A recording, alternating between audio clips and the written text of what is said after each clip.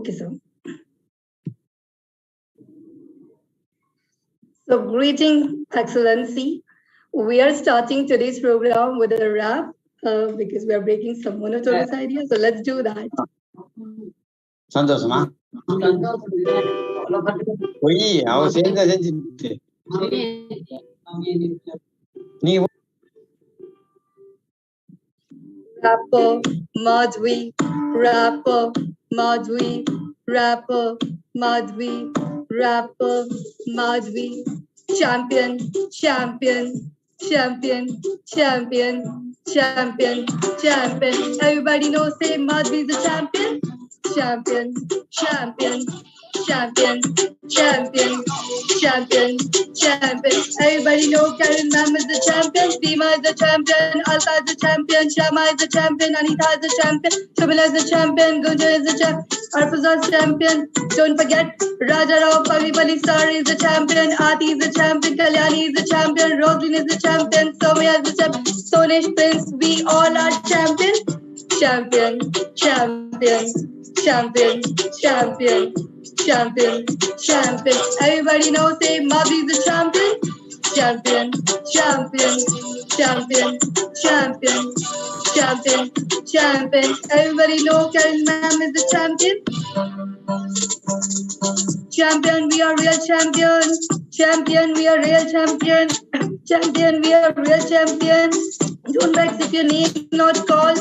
You have to leave inside some balls. We love start with the teacher's row. We love education and kindness course. So my rapping name you call champion, champion. Every girl and every transgender. Champion, champion. Every boy and every gentleman. Champion, champion. Every lady and every woman. Champion, champion. Thank you so much. If you like my rap, don't forget to clap. So here we go with our today's. Thank you so much, everyone. Greeting all excellency and a very warm welcome in all today's egalitarianism, enlightening, edification, and empowering session. I'm your dearest host for this evening, Dr. Madhvi Bose, and I'm honored to extend my warm welcome to all presented here. Gratitude all the attendees who has taken out their precious time to join us. I'm delighted to welcome our virtuoso experts, masterminds, and dynamic personalities among us, our today's intellectual guest speakers.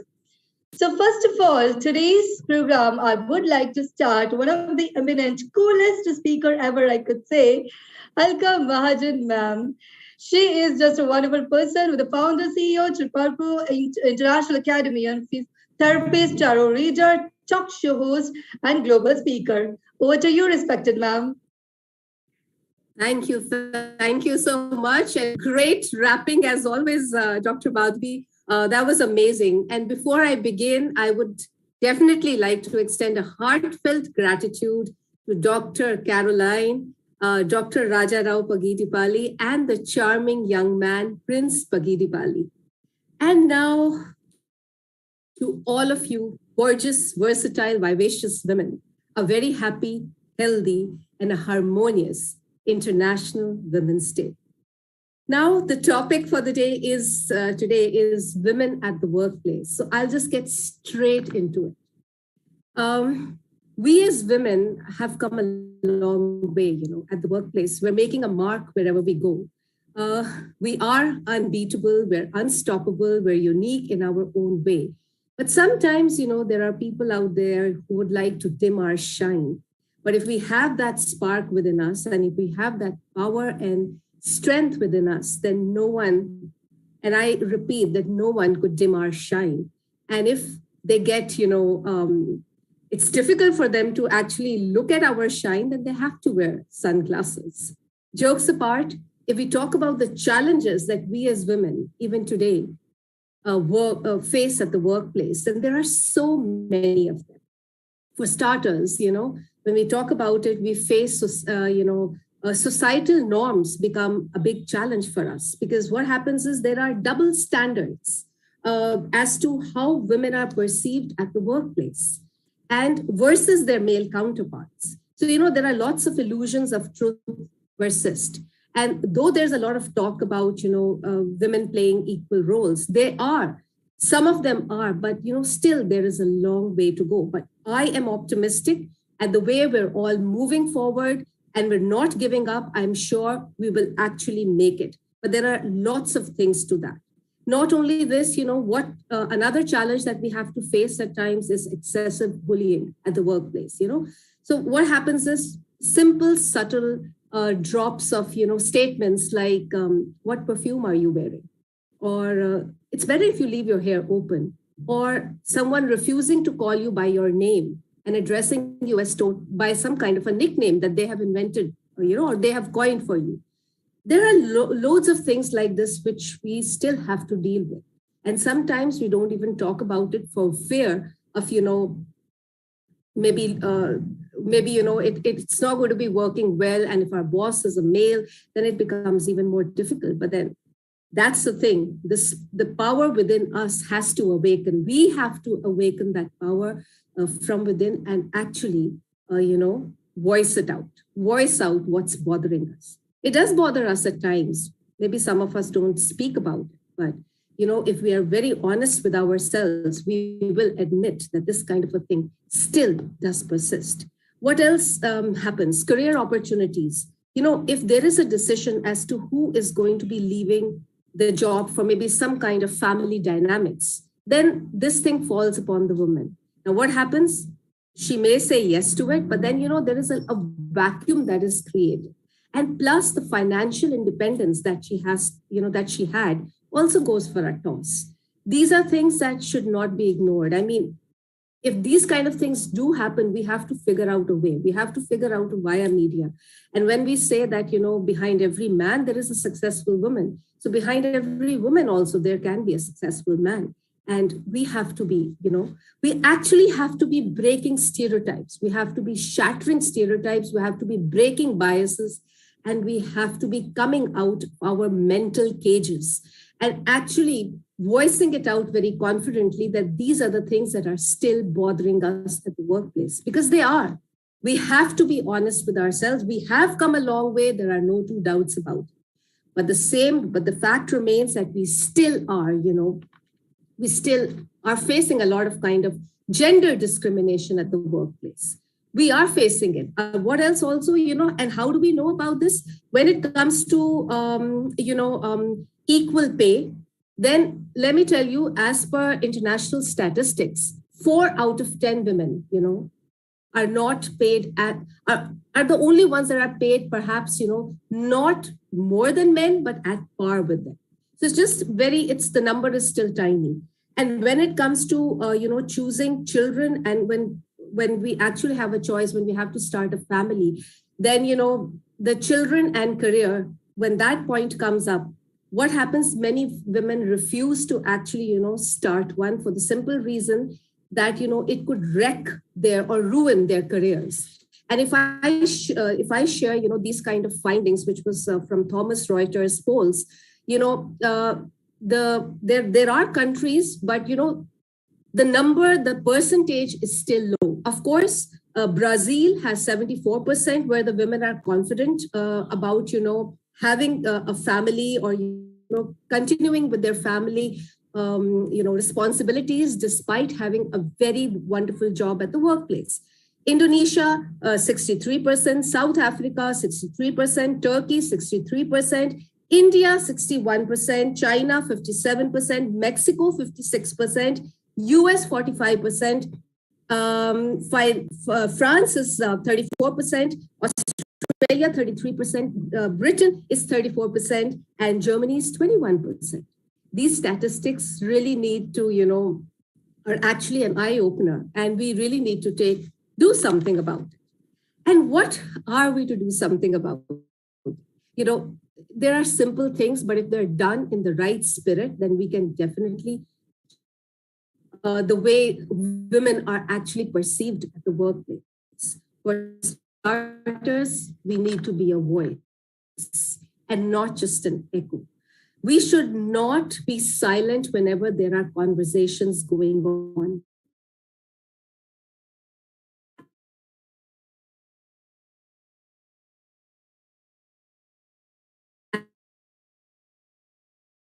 the workplace.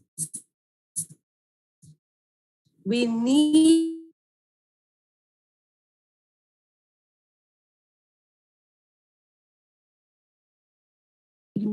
sidelined, because many times this happens. So then people become judgmental. And that becomes a problem. We as women need to support one another. We as women need to share responsibility of creating safe environments for one another, so that why? Because for vulnerability to be freely expressed, that is very important.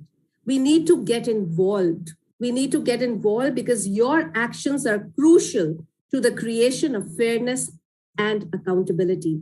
We need to identify commitment, and we need to speak about that and act on that. It's not just about speaking, but it also requires a lot of plan. We need to put whatever planning that we do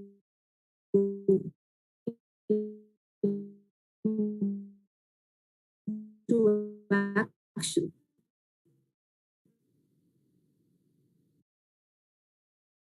The most important. You're not audible. Yeah, please. Alka ma'am, you're facing some network problem, I think. We can't hear you now.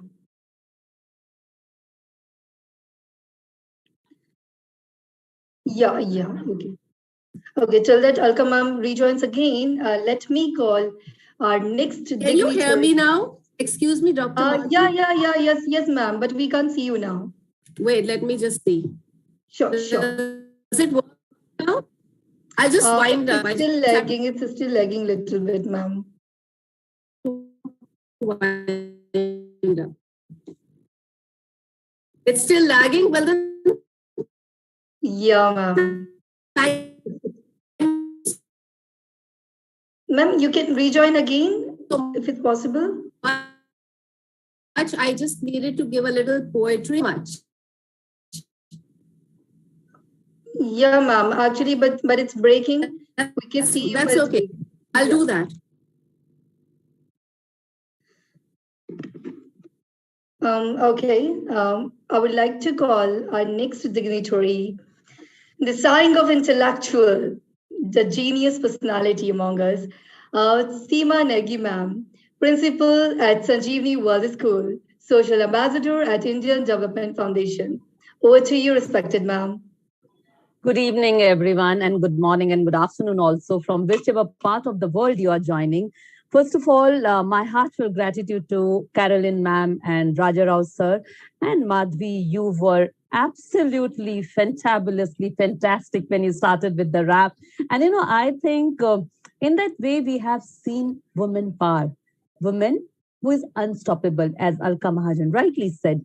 We are the power. We always say women means Shakti Punj. Shakti, the power. So we have the power. Now the need of the hour is we need to understand that how to use Shastra and Shastra. So when I say Shastra, I'm talking about weapon. And when I'm saying Shastra, I'm talking about wisdom.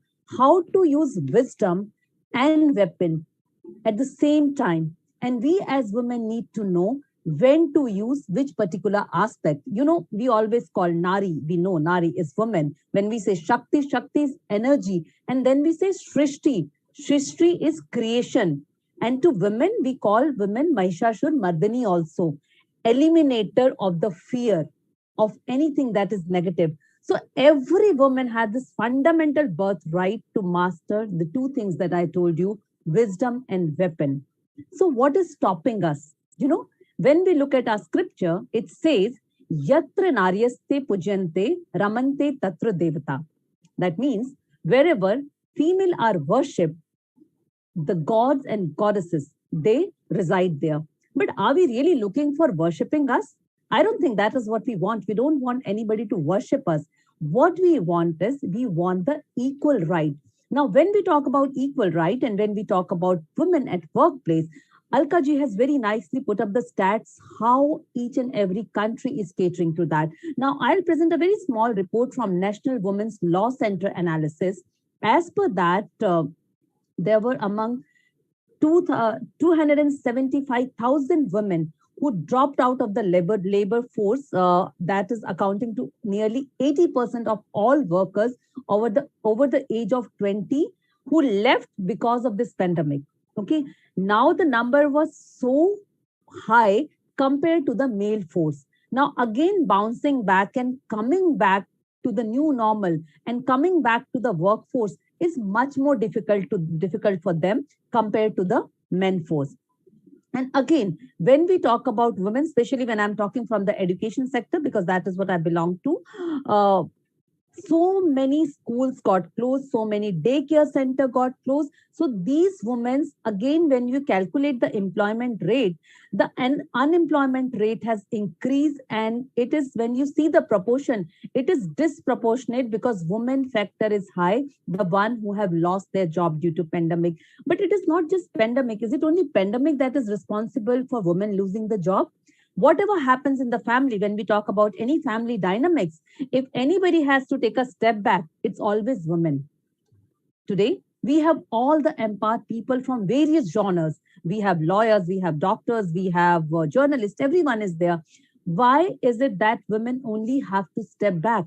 Have you ever thought about that? Now come to the internal dynamics of any organization. Is it really that we have to fear men for force? Or is it something that females are only the biggest obstacle for females?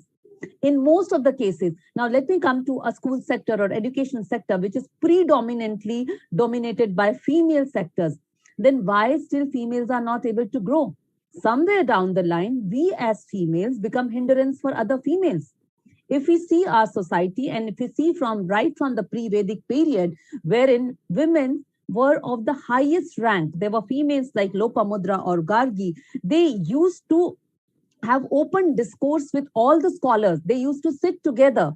They had the highest rank. Then what happened to society over the passage of time? Is only men responsible for that? I think we need to take a pause and we need to introspect. That is why I always feel that when we as change maker, we as like-minded people, we come together on a platform, we really can deliberate that what is there that needs to be changed. Is it only our deliberation that needs to be changed, or is it our attitude, our day-to-day small things? We as women, how many times are we ready to appreciate our co-worker?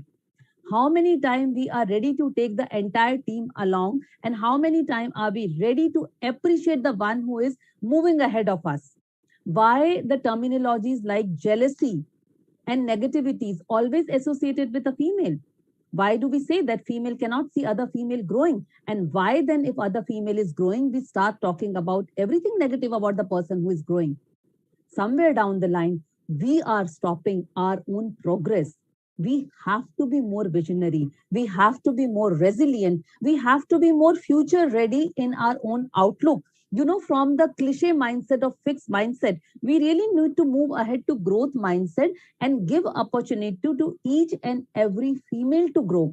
When a female comes back after maternity leave or after a sabbatical of few years, we really think whether to appoint that female again or not, because we feel that, okay, maybe there is a gap in the professional life. The female won't be able to now perform what he or she used to do. We never consider that for a male folk. Again, we as female leaders, and Raja Rao sir and Carolyn ma'am, thank you so much for such beautiful platform wherein all female empowered females are there. They are the one who can take another group of females ahead. So that is what I feel, because we have lawyers, we have journalists. You will be talking about all the laws, so I will not talk about the laws that are there. Most of the law, I mean, we are aware of as leaders. It is our responsibility to ensure that the females who are working with us, they are safe. Are we providing them that safe passage? Are we providing them with the knowledge of each and every law that is important? Or somewhere down the line, we feel that, okay, as long as our work is going on, some laws can go under the carpet. You know, that is the time I think everything wrong starts. So if we become the change maker, if we ignite the fire of taking everyone ahead together, and if women become a powerful resource for another woman. Trust me, if women support women, there is nothing which cannot happen. Each one of us can bring that miracle. Each one of us can make the miracle happen if we are there for each other. Today, we are a small group, very, very small group, and we are always there to support each other. We see that the kind of messages that we share in the WhatsApp group, we appreciate everyone's effort. We are there for each other. But are we doing that for the bigger world also? That is what we need to do, because when we are in the workforce and if we are ignoring some of the harassment, it can be verbal, it can be physical, it can be visual. If we are ignoring that, and if we go ahead with the notion that, okay, this can be ignored because the person who is doing that is very, very important for the organization, the seed of wrong is sown there. So what are we and who are we? This is what we have to ask. Why we are deliberating about women empowerment in 21st century?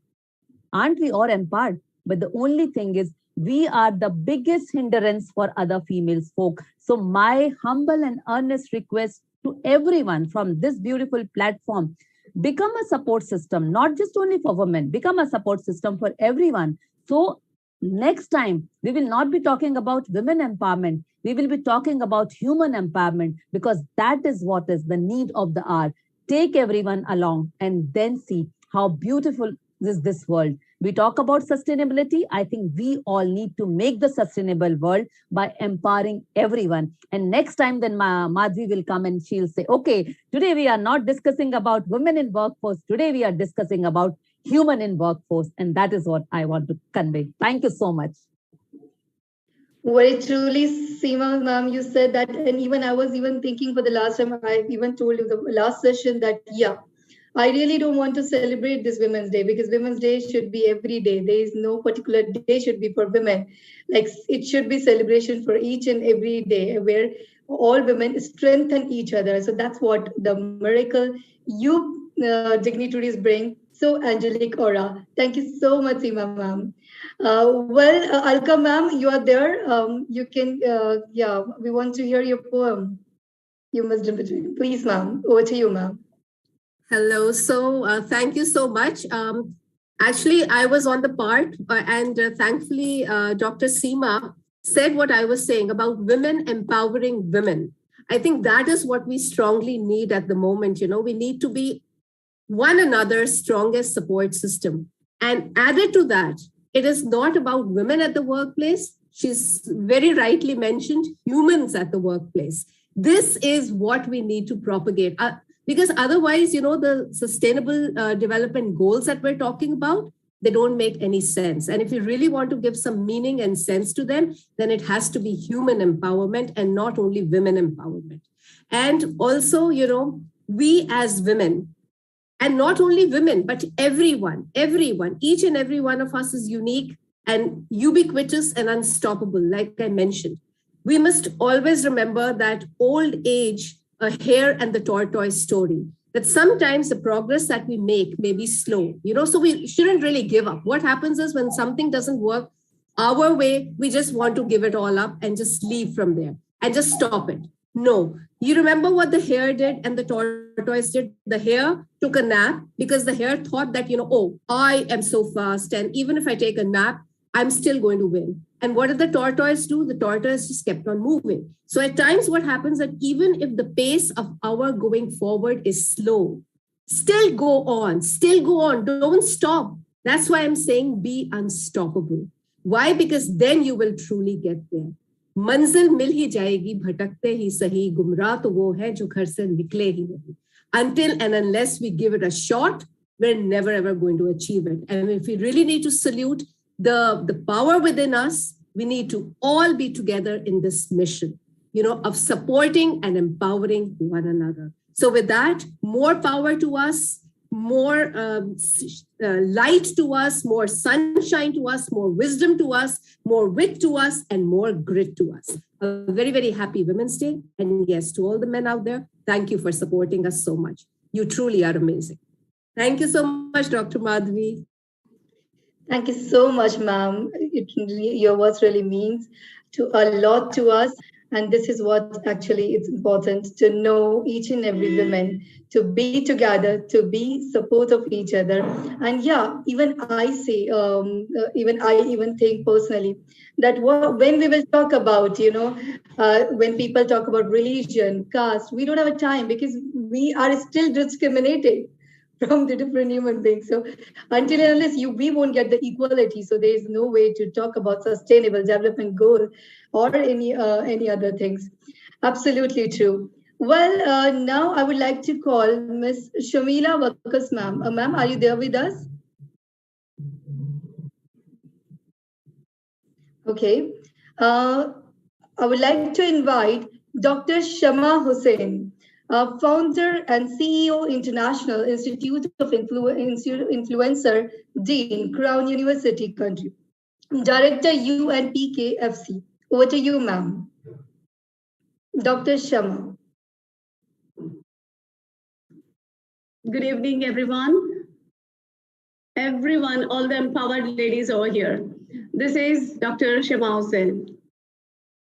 I am not the president. I'm not the women president of Harvard University. I'm not the women president of Harvard University, but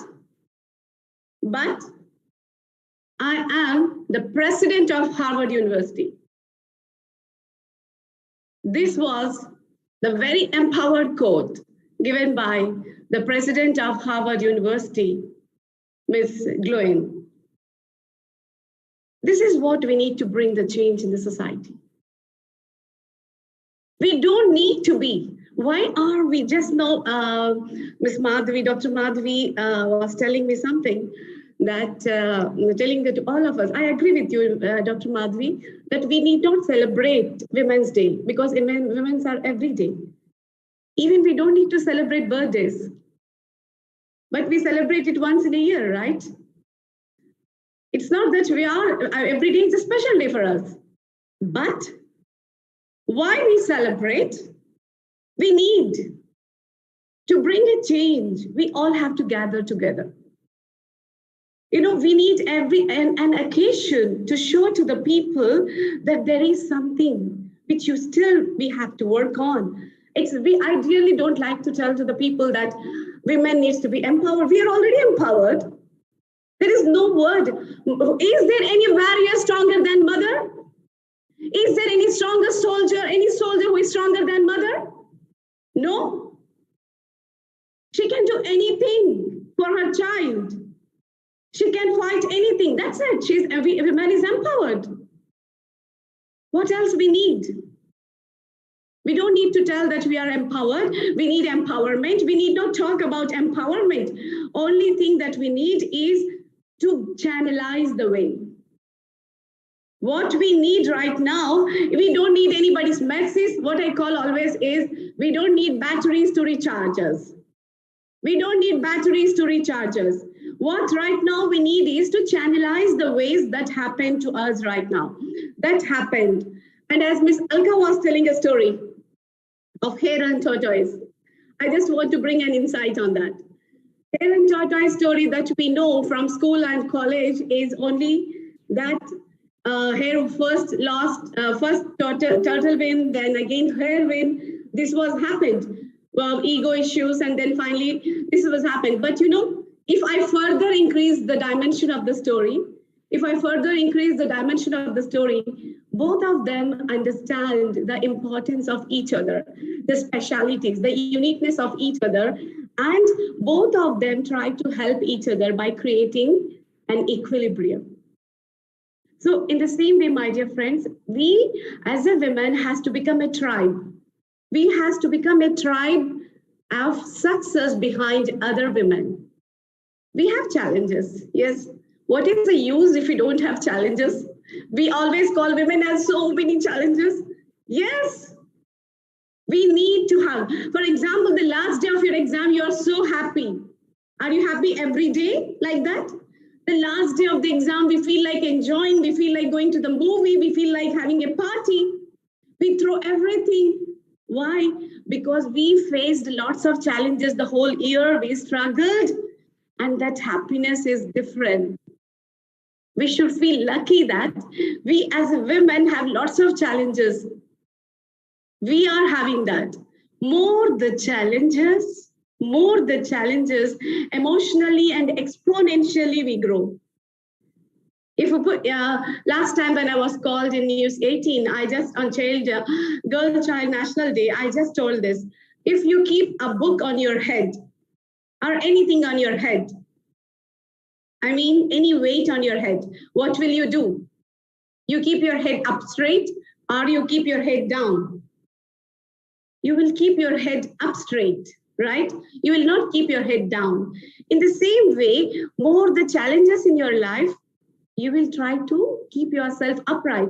Otherwise, no challenges, you will sit idle. You will feel yourself, nothing is there in life.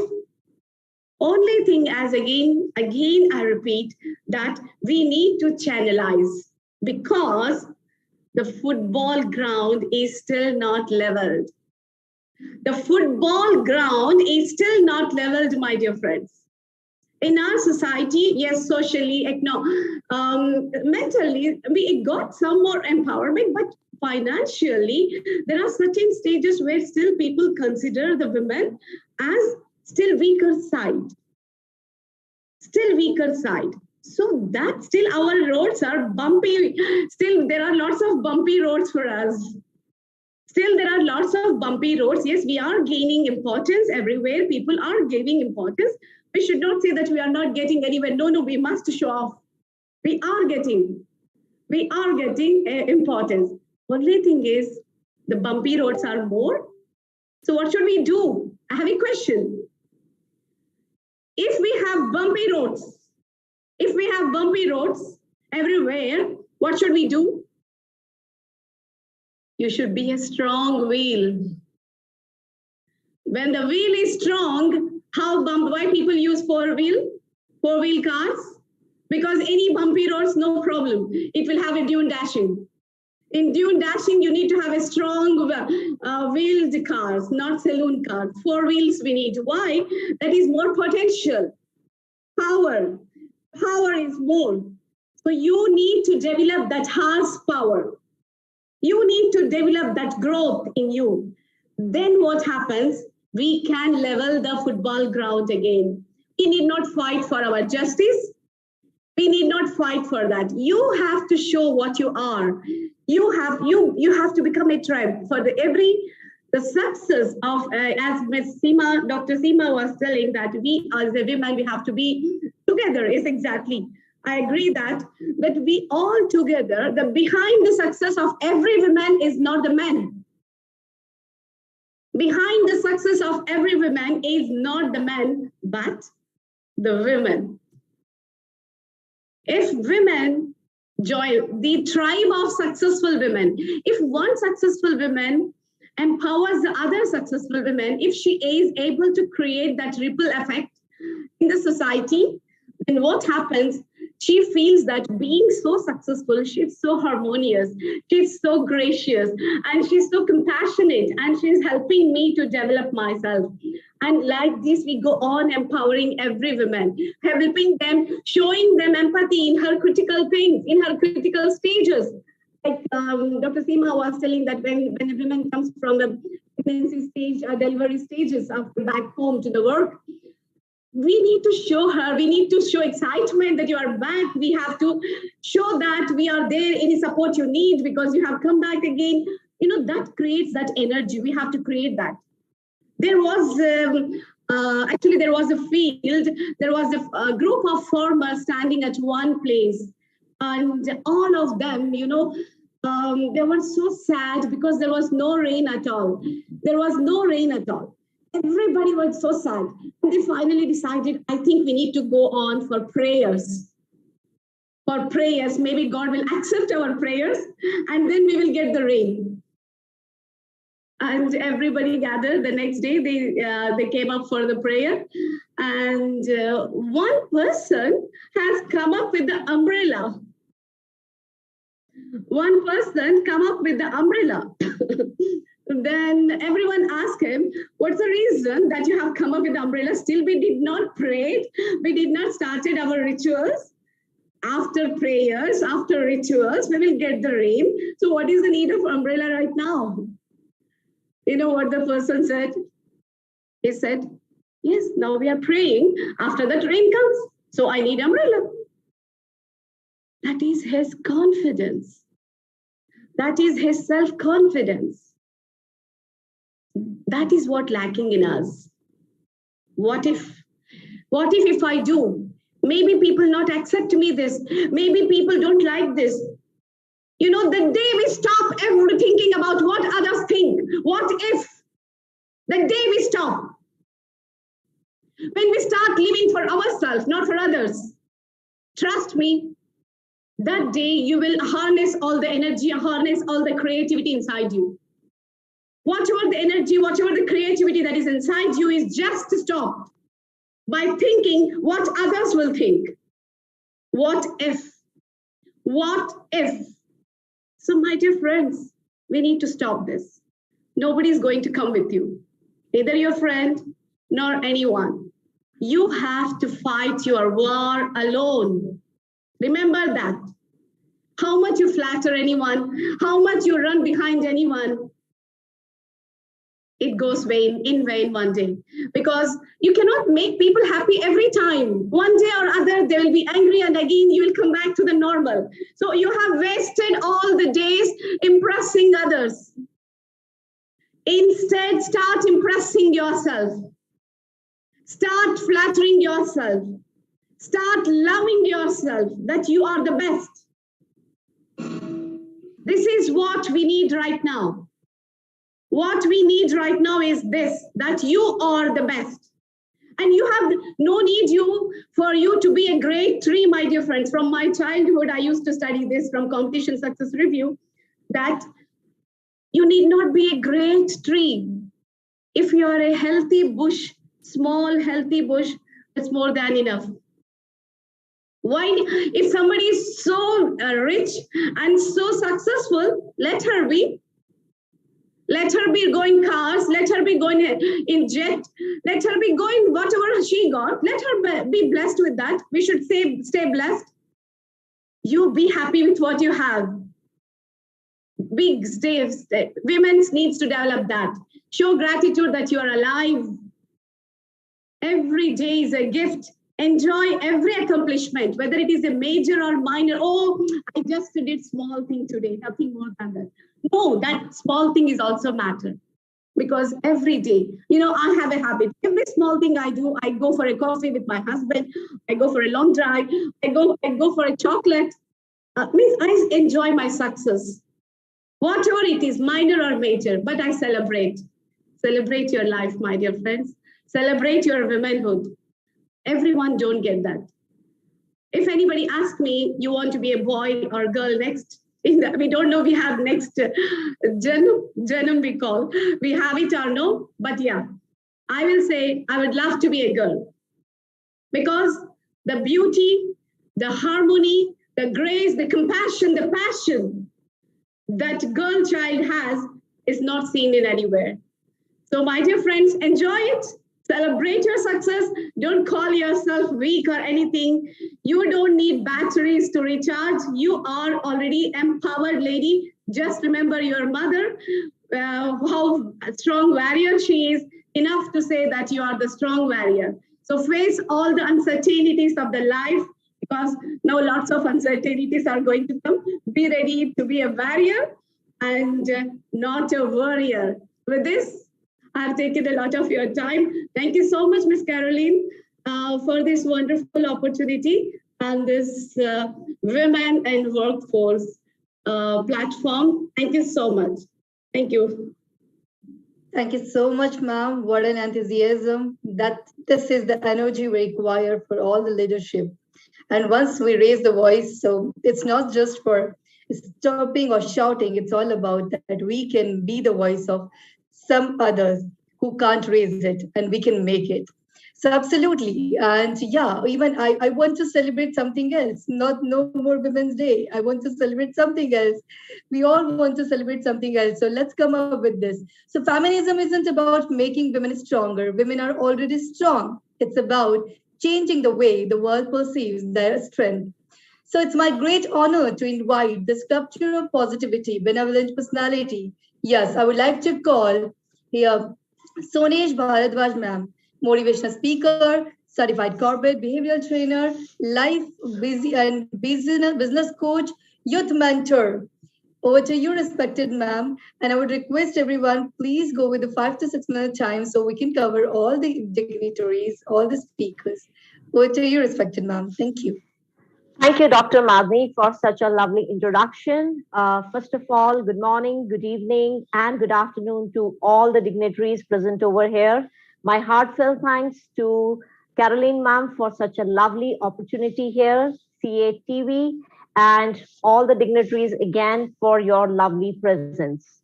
No doubt, I'm so amazed by the kind of vibrant start which we got from all the three amazing leaders prior to me, right from Dr. Seema, Alka ma'am, and then Dr. Shama. What a brilliant start it is.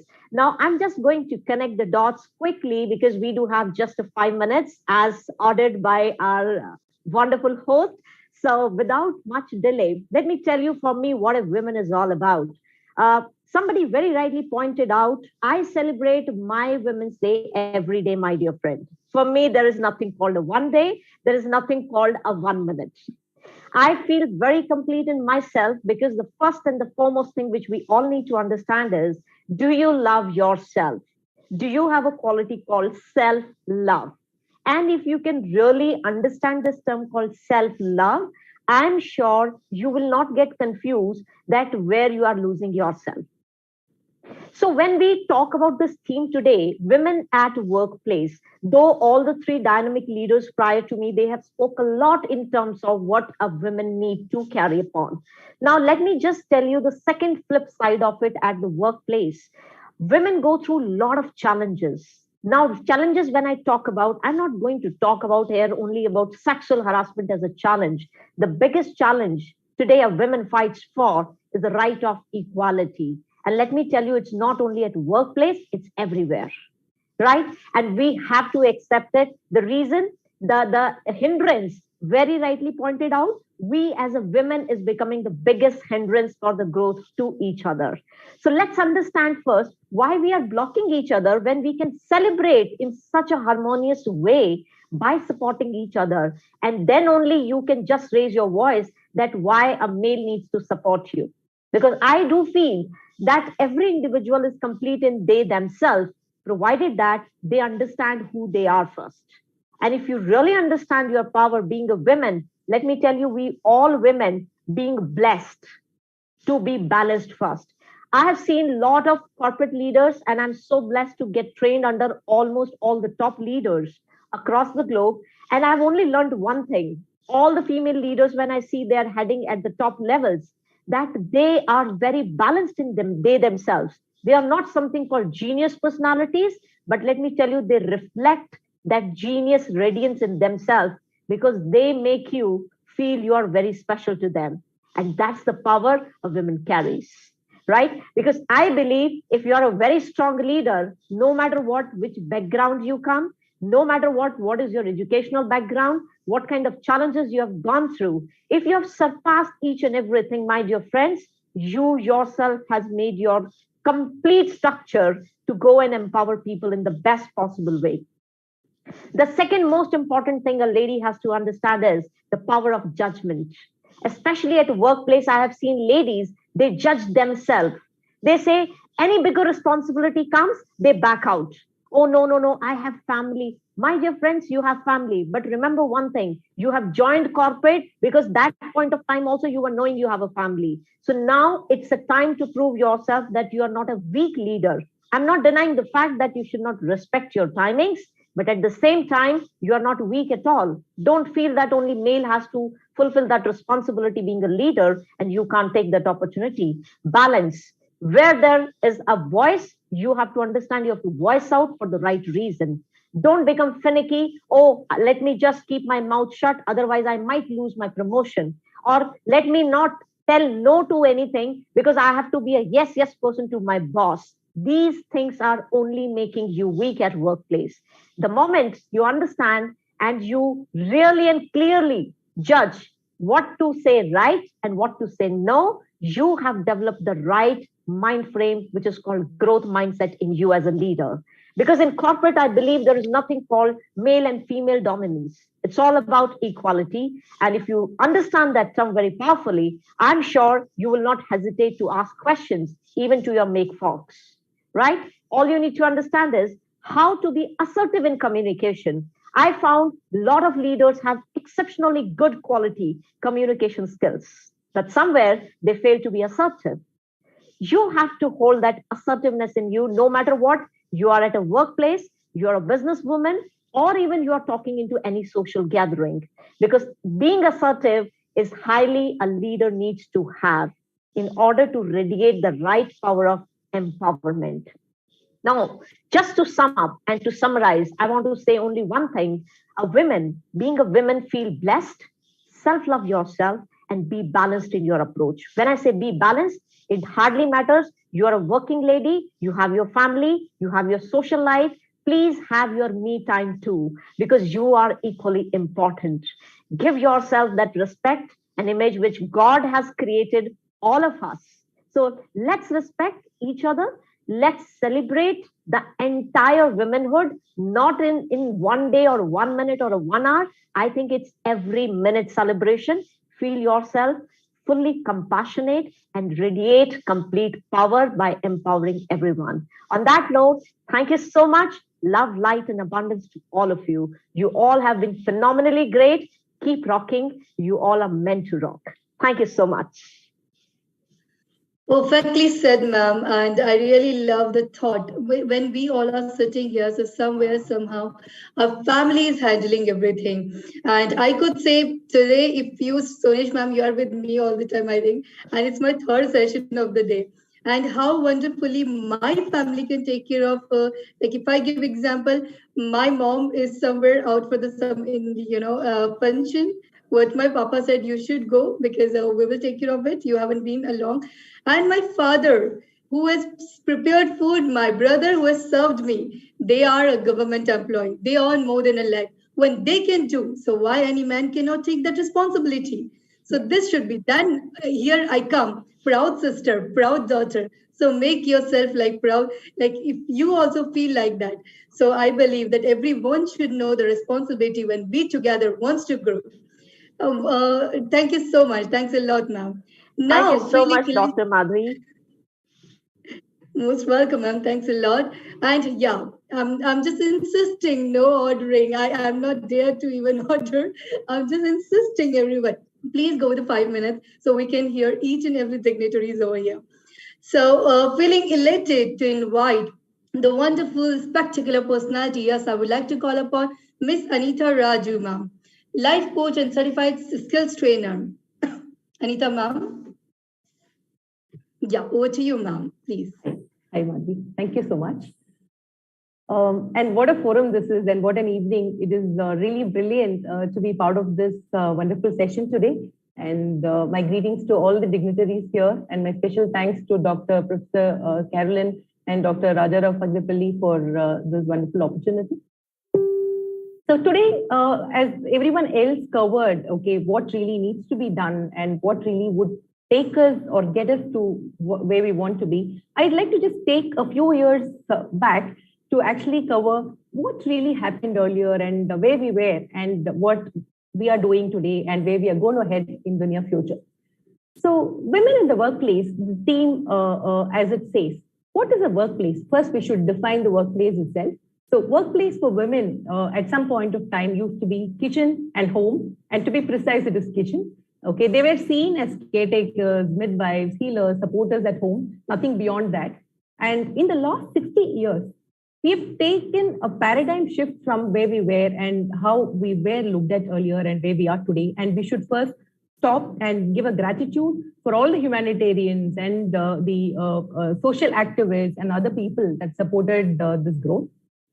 So to talk about how it shifted from just being seen as a woman in the kitchen, how it changed is slowly we shifted to body-based positions. When I say body-based positions, when people started coming to workplace, they were taken as secretaries, receptionists, typists, or probably into hospitality and things like that, where in order to attract more people to come in, either by their looks, by their pleasing personality, or by the efforts that they could bring in. So that's how we were at some point. And from there also, we slowly transformed to a talent-based, skill-based, or intellect-based positions or roles within the company. So I think that shift is very, very clear. That clearly shows women are unstoppable, and they have the capability to do everything that a man can do, and they are succeeding in life. So I'd like to also talk about a few successful women in the Indian history, or we take the United States of America, or even European Union for that matter. So in the Indian history, if you look at it, a lot of women took the roles of doctor, engineer, lawyer, etc. Okay, in the last 50 years or so. But whereas when it comes to finance and decision making, for a very long time, people didn't believe that women are extremely good at this. They were only seen as somebody who could earn, but still the father or the husband or the son was always looking at the financing aspect of the decision making for the family or at the workspace. So again, a lot of things happened, and a few women proved themselves to be extremely good at that, and they really succeeded in those roles. So that's why if you even take an example today in India, Nirmala Sitharaman is the Union Minister of Finance and Corporate Affairs. And if you take WHO, the World Health Organization, and today related to COVID in the last 2.5 years, whatever the WHO is working towards, the chief scientist behind that is Soumya Swaminathan. So these women have proven that they are not just there as women to objectify them for certain roles. They are exceedingly doing well in certain spheres of life. So apart from that, even if you take the example of Cafe Coffee Day, okay, I'd like to bring this example because I'd like to show you how women rise up even when they were not in very prominent positions, when they got a small opportunity, how they were able to rise up and do really well and prove to the world what they are capable of. Cafe Coffee Day in 2019, the CEO VG Siddharth, okay, decided actually to give his life, and he committed suicide because he had around 7,000 crores debt in 2019, and he actually couldn't find multiple ways to address that. So he committed suicide. It was a very, very melancholic moment for the woman at home to digest this fact first. And there are a lot of lenders who are behind you to clear the debts. So Malavika Hegde, who is the wife of Siddharth, who rose up to the situation, she took over the position of the CEO. And in 2 years, you won't believe that it's not even a good year, right? It's not a good economic year. It is pandemic, it is COVID lockdown, okay? During an economic crisis, she was able to turn the company around. And from 7,000 crores in 2 years, she moved it to 1,731 crores in 2021 March. So that is the kind of capability that women bring in. Until then, she was not even paid 1 rupee as salary from this company. So she was able to turn it around. Or similarly, if you look at, we are only talking about women who are born as girl babies and girl children and who rose up. But talk about transgender, what kind of social taboo that they are in. So if you take transgender, one successful woman that I can talk about is Dr. Kalki Subramanian. At the age of 14, she identified that she's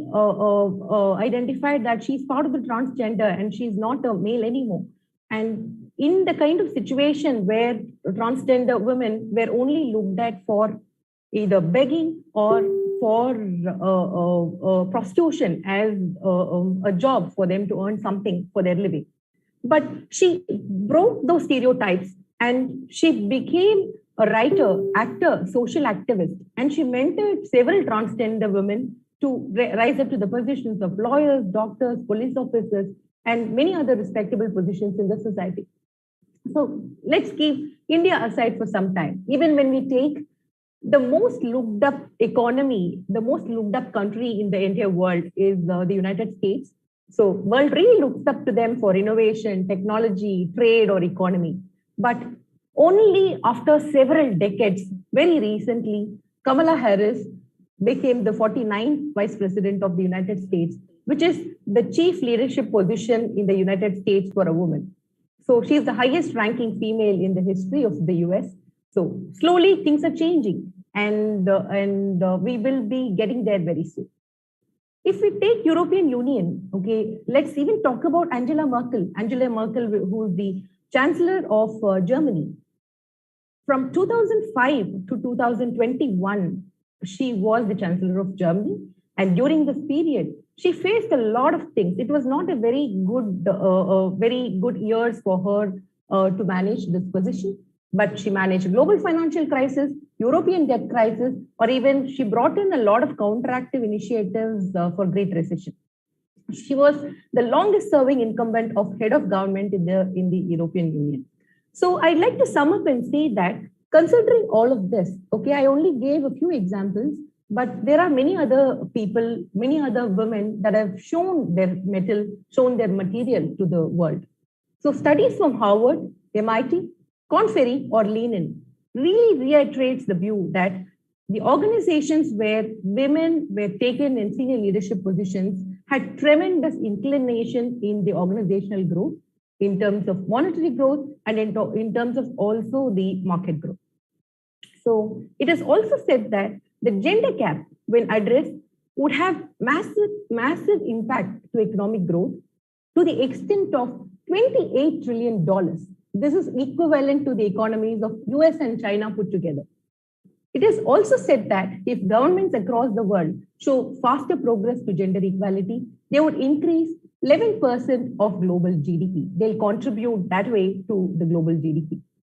Considering this, many corporates have come forward to hire people to increase the massive number of women population. So the only thing I can inform or tell and request all the women across the world is don't stay away from the corporate world because of these posh or because of so many other things, sexual harassment or so many other things, inequalities that you could see. Come forward, fight for it, and you will break through this and you will become extremely successful. And there are so many people in the world who have come forward to support women. Those could be men, women, governments, and also institutions like our own, right? All of us are talking about it only because we want to bring a change. So let all of them come forward to have a very, very successful story for women in the future. Like what Dr. Madhvi Bose said, let's not have a separate day called Women's Day. Let's celebrate the success of every other human being here. Thank you so much. Gratitude, ma'am. So amiable personality you are with a brilliant brand, and an explanation. Wow, what an amazing way. Like the instances, the examples you have given, it's really, it was like you said there. So some of the example, but it really makes a difference. And when it comes to transgender, who really thinks? So this is when we think apart from everything. So there we come. So it's so strengthened, so empowered. So we are ready to empower someone. So this is how it works. So let's not be burdened for anyone anymore. Let's be support for each other. So gratified to invite the magnificent and humble personality now. I would like to call one of my friends, Shweta, educationist, academic advisor. Please, Shweta, ma'am, come over here and enlighten us. Thank you. Thank you as usual. Wonderful, Madhavi, ma'am. And it's a great platform, I must say. And thank you, Raja Rao sir and Caroline ma'am. You people always create miracle, and this is really a great platform. And we are celebrating this Women's Day week, I must say. And, the education, the way, and the topic, today's topic is women in the workplace. So the education plays an important role because it creates that kind of shape within male or female. And women are born leaders because they know how to balance things in and out. They know how to balance in the family part also, and in the workplace also, they are doing great. So the World Economic Forum's Global Gender Gap Report ranked India at 149th position out of 150 countries on economic participation and opportunities. According to the WEF report, raising women's participation in labor force can increase India's GDP significantly. A working woman creates a lot more employment in the economy, thus providing a source of livelihood for others. The declining women's labor force participation, gender pay gap, high rates of informal work with lack of social security are seen as impediments to the goal of gender equality and the empowerment of women. Now we will discuss about the factor for low workforce participation of women. There are multiple factors responsible for low women participation in the workforce, ranging from the stereotypes in the society to the lack enabling and safe environment for working women. It was really pleasant listening to all the speakers who have already told that how women are facing problems in the workplace and how they are coming out slowly and gradually. Adding to that, according to the All India Survey of Higher Education report, the gender gap in the country narrowed as compared to the previous years. The girl students have outnumbered men in 8 disciplines. However, these women are either marrying early or not looking for jobs. Now, second one is shrinking agriculture sectors. Labor force participation data by NSSO shows a decline in the number of women in the workforce is accounted for mainly by rural women. The shrinking of agriculture sector is the reason for pull down in the figures in India. Also, the manufacturing sector is not so robust to absorb job losses from the agriculture sector.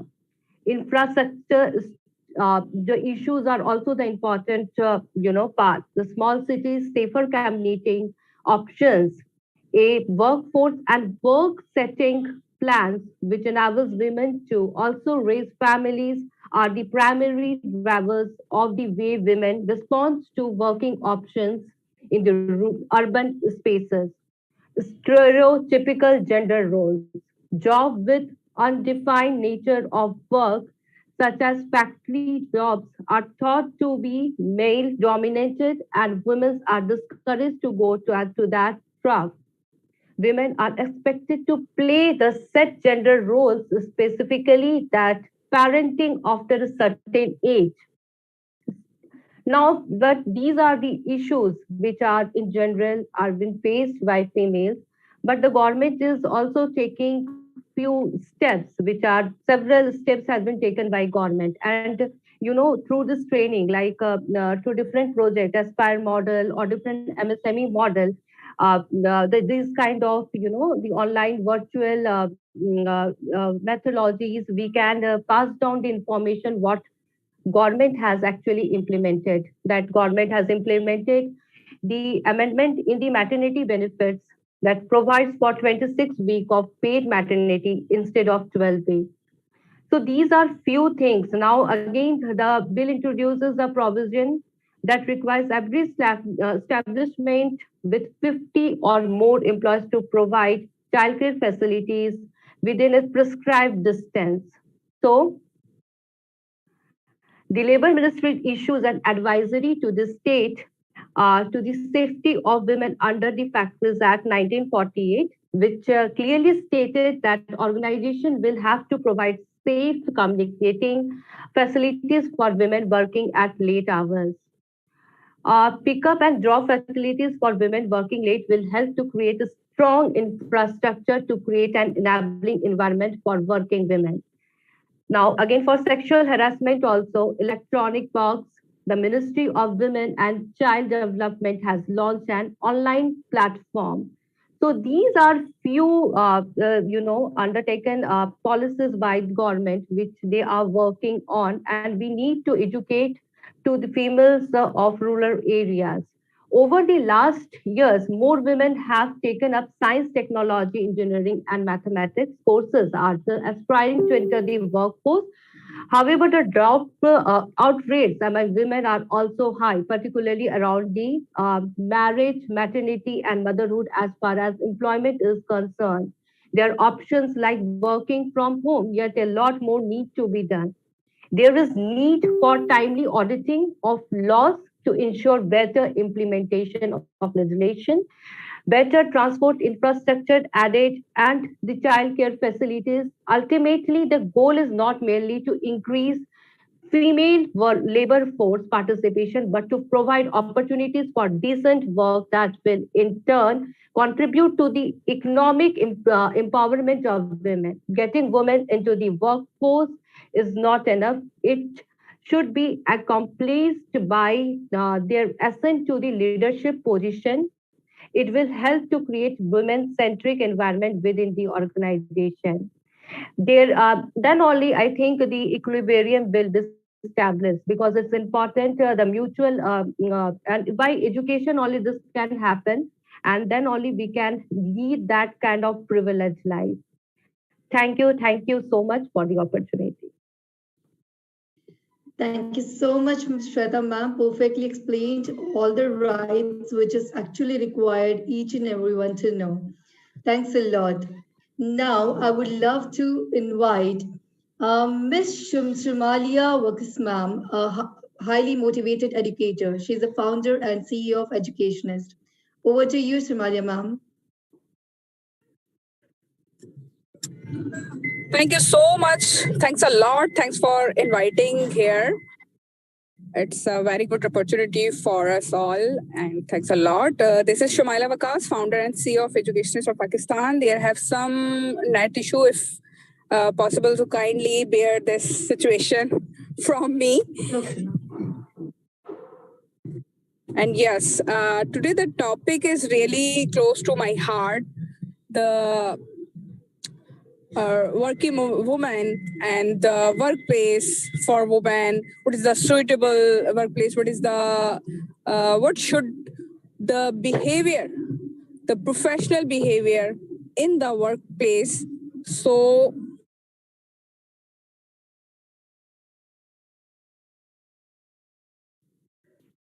okay, I think due to some network issue, ma'am got disconnected. No problem. We'll have her once again. So till that, I'm profusely elated to invite our next wonderful speaker, Ms. Gunjan Shukla, ma'am, Associate Professor and HOD. Over to you, respected ma'am. Thank you so much, Madhvi ma'am. And it was wonderful listening, everyone. I would like to thank all the organizers for inviting us and organizing this wonderful evening, for expressing our views on, women at workplace. So would like to put up a question that can we imagine a house without a woman or a universe without a woman? No. I think women are naturally blessed to be equally participative as that of men at every front. I, Dr. Gunjan Shukla from Indore, India, would like to express my views on women at workplace. I believe that we should also be thankful to men who really give us wings to fly, to fulfill the dreams and to touch the sky. And equally, I feel that women should be given more opportunities by making the world gender neutral. I mean, let's not talk about the gender equality, but let's think about the gender neutrality. In fact, everyone should be empowered now. And now, according to Indian mythology, we worship Lord Ardhanarishwar, the Lord Shiva, and with Ma Gauri. It's a combination of male and the female characteristics. So we talk about them and we call it as Purusha and Prakriti. Now, when it comes to Purusha, means hard work, Purusharth, masculine feature for the universe. And Prakriti means the creativity, the beauty, the motherly touch, the feminine touch to make it more complete. So I feel that, Shiv and Shakti has divided the work for managing the universe like that, made the work, it more constructive and productive and powerful. So I feel that when it comes to accomplishing goal, building a solid workplace relationship, the feminine touch and skills like empathy, intuition, optimism, power, creativity is always needed for the wellness of an organization, and also to make workplace more organized, females are there to support males with better ideas and creativity in their work. I also feel that males are the working person. They majorly get very less time to spend with the families, where female can join them as a team, as a supportive colleagues, and can be very cooperative and supportive towards the male, which we are always. So here, I would love to quote that women is also an efficient manager. Women are born with the mind-blowing managing skills, from handling board meetings, teaching kids, taking care of families, to cooking. They can do every task with optimum utilization of resources at home and at work. They are the bestest time managers, and they have natural skills to manage day-to-day life and activities at workplace, at their houses. They are blessed with effective management styles. They are full of care and compassion. So being at work also, they treat the team as family. This is what I also practice. Now, many research studies has proved that women are blessed with being multitaskers at household stuff and also at work. Also, with more women at work, being a manager or in any of the participative role, or being an independent person of the society, the society has really changed the mindset. They are now more concerned about the girl education, making girl more independent, and this how it is also somewhere demolishing. It is helpful in demolishing the ill practices which are the part of the society, like dowry issue or child marriages or female infanticides and all that. Because when people see that a woman at work can do wonders and can face any kind of challenge in life, as well as can take a stand for herself at the time of need. A woman has become very confident, and she is not scared of any kind of gender biasness. She believes in herself, and she never carries any insecurity. She believes in equal growth. So many research studies has also proved that females are very sensitive, intuitive, and they have very strong emotional intelligence skill with them, which really help in resolving many kind of issues at work very easily and quickly. So I believe that women are mentally powerful in handling tough situations, and which are comparatively an easier task for them, and they can tackle problem efficiently without giving any kind of tension or taking any burnouts for them. Being into different roles in personal life, like mother, daughter, sister, friend, I feel that communication is much more easier task for a woman. A woman is always a giver. A woman really work as a better motivator. When it comes to a good atmosphere at work, they can be strong leaders. They also follow a participative leadership style. They always manage team in a very positive way. So in any kind of adverse situation, women always look for the opportunity, they look for the solution, and they are very optimistic and diverse. They are full of power, and I am really proud to be a woman. And with this, I would like to close, and I would like to congratulate everyone and would like to wish everyone a very happy Women's Day. Thank you. Thank you so much, ma'am, and same to you. Absolutely. Sensitivity brings humanity. It is a sign of humanity, which should be there.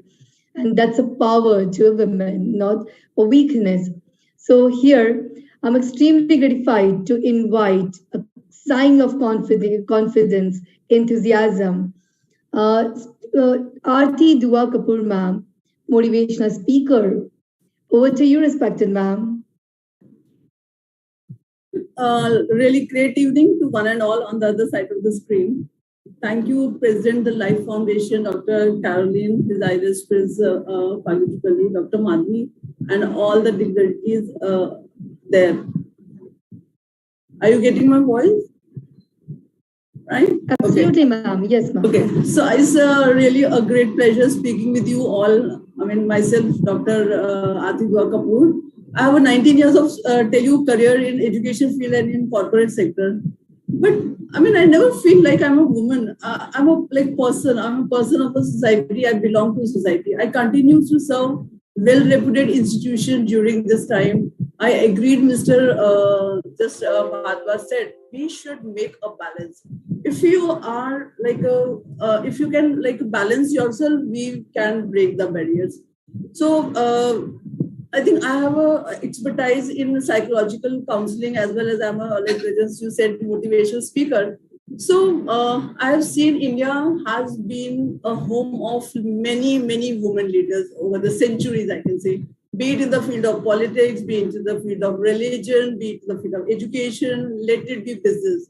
Maybe like Chandra Kochar, Kiran Majumdar, Naina Lal, maybe Preetha Reddy, Malika Srinivasan, Vinita Bali. I mean, there are just named too few.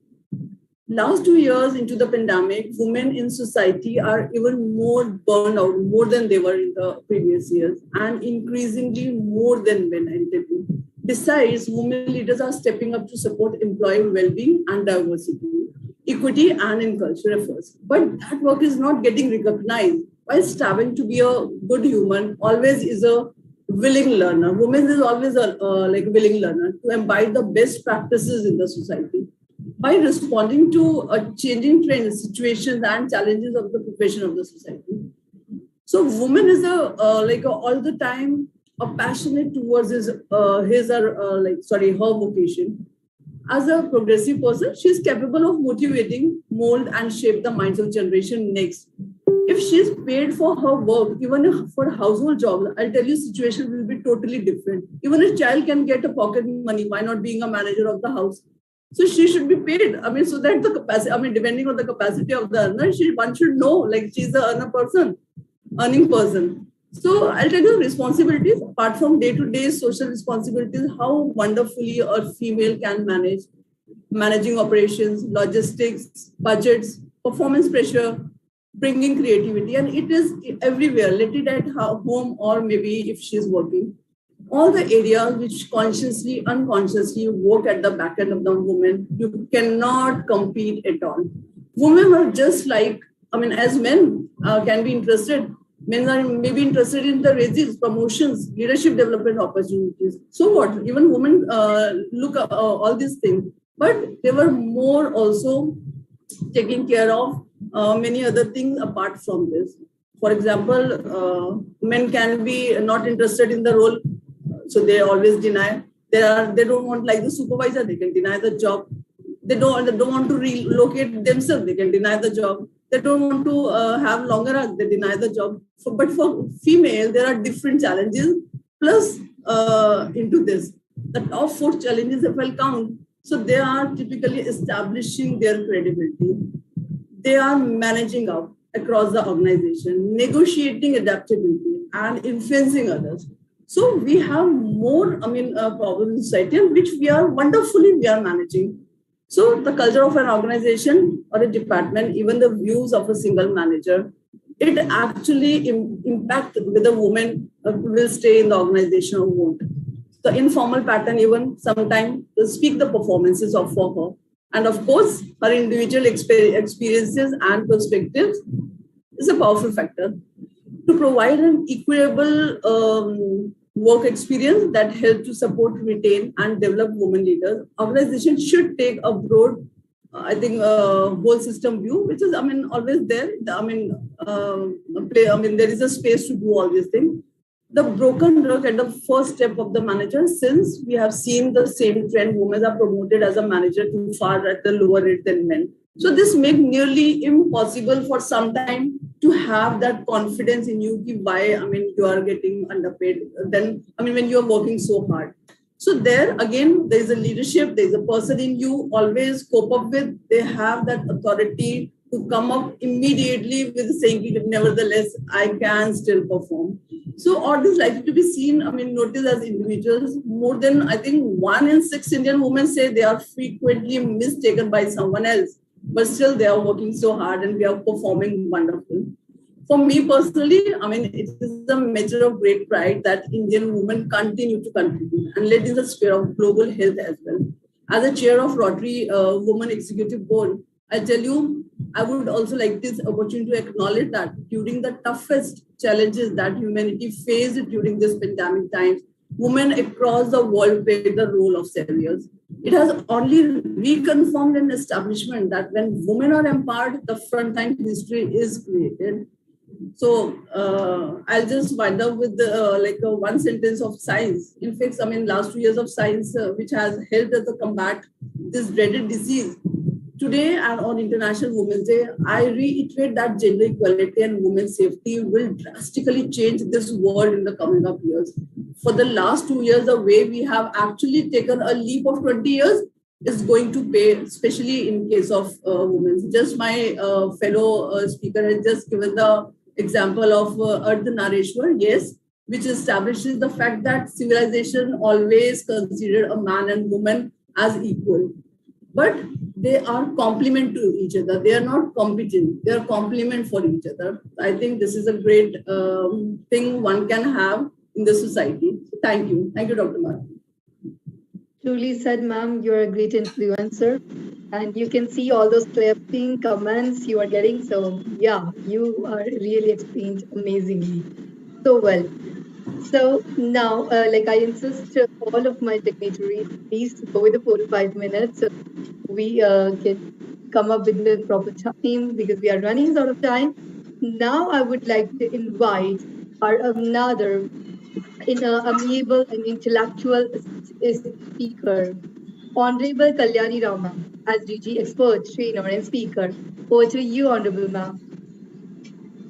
Thank you, Dr. Madhavi. Am I audible? Absolutely, ma'am. Very much.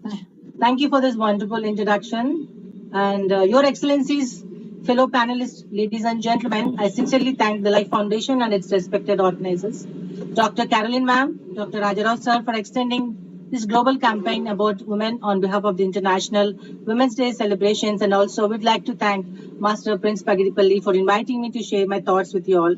I would like to, I'm honored to be participating in this important side of today's topic, women in workplace, which involves the human rights of women, gender equality, women empowerment, and the most sensible, stressful situations where women could not share the inner emotions, etc. I would like to appreciate my co-speakers for their strengths and bringing out the best insights of women challenges in the workplace. A successful woman is the one who can build a firm foundation with the bricks thrown at her by others. A strong woman knows that she has the strength enough for the journey, but a woman's strength knows it is in the journey where she will become strong. According to UN Women, considers that education is one of the greatest game changers for women and girls around the world. It is both enabler and force multiplier for women's economic, political and social empowerment and gender equality. Today, I, Kalyani Rao, going to share a few points practical situations where I've been researched and worked during my career place. According to me, that every woman works right from the road sweeper to the corporate level has to be considered as a working woman. Here, education is the only vibrant barrier which, while we compare with the women labor to the status of the corporate employees, all were facing similar type of challenges in the workplace. Being a woman, we would be rather regretting the risk that didn't work out of the chances we didn't take it at all. You must love and care yourself first because that's when the best comes out.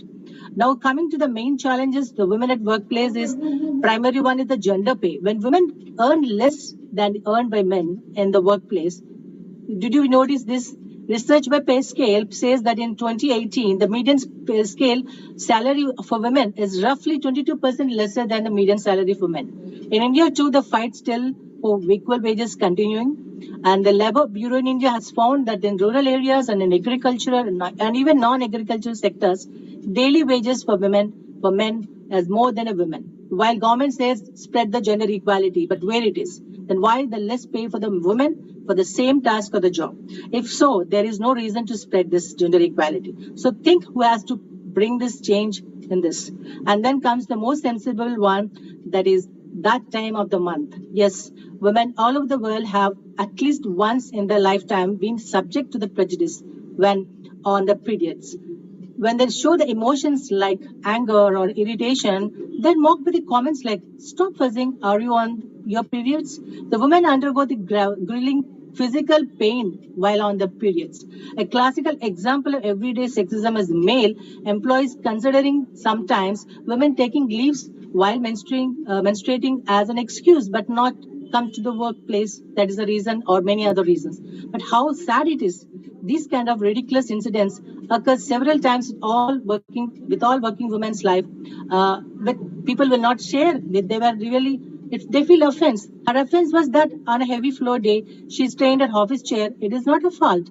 give her some space and try to understand her physical weaknesses during a period and share the work with empathy and compassion if you can. But here, not only men, women also can help. But most of the working women faces a lot of stress, harassment at home by the dual work in both areas. The woman has to take care of herself first about her health and do not expect from others to take care about herself.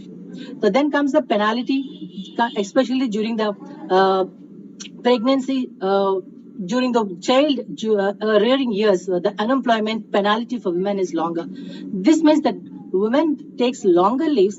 They have a much harder time getting hired. Why? We all know that women is not there in this world. The population will not exist. Then why can't the organizations support the motherhood duration and give her more time to bring her health back to the normal?